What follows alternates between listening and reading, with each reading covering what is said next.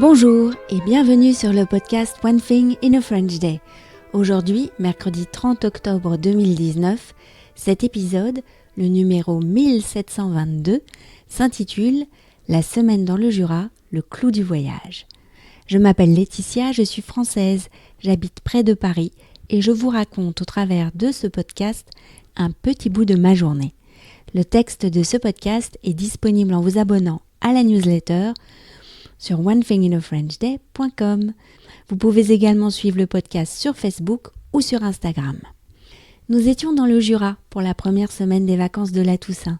Nous sommes rentrés à Paris et maintenant, je peux tout vous raconter. Prêt pour un voyage qui va durer plusieurs épisodes ? La semaine dans le Jura, le clou du voyage. Samedi 19 octobre, lorsque Félicia est rentrée de la Viole de Gambe, nous étions prêts à partir.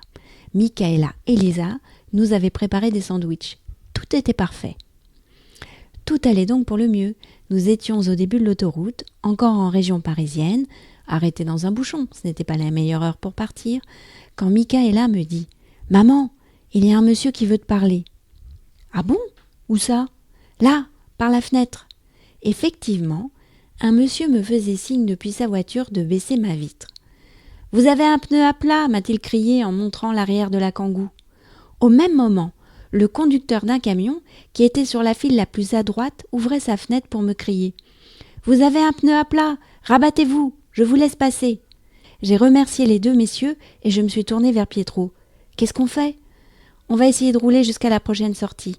Elle est seulement à 1000 mètres. » C'est ainsi que, ne roulant pas trop vite, nous sommes sortis de l'autoroute et nous nous sommes garés sur le parking d'une gare RER. Vive les téléphones portables!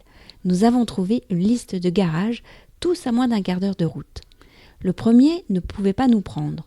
Le second pouvait nous prendre à partir de 15h à Savigny-sur-Orge. Nous avons mangé nos sandwichs. Pietro a pu regonfler un peu le pneu grâce à notre petit aspirateur de voiture et nous sommes partis pour Savigny. L'opération a duré un certain temps. Pendant ce temps-là, Félicia, Lisa et moi sommes partis nous promener au bord d'un canal où nous avons vu des canards colverts, des hérons cendrés et des ragondins. Lorsque nous sommes revenus, notre bouton d'or avait 2 nouveaux pneus arrière. Le patron a signé la facture en disant ce que je venais déjà de l'entendre dire à 2 autres clients. « Ce ne sont que des pneus, il n'y a pas mort d'homme, c'est mieux comme ça. Allez, un petit autographe sur la facture et bonne route !» Nous avons bien roulé jusque dans le Jura, où nous sommes arrivés à la nuit tombée. Sur la route, j'ai envoyé un SMS à mes parents, leur racontant notre mésaventure.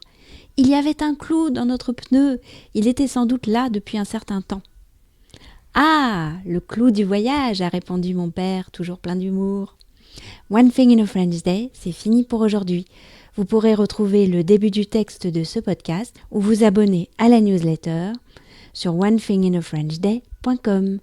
Si vous avez envie de m'envoyer un message, voici mon adresse email frenchday@gmail.com. À vendredi!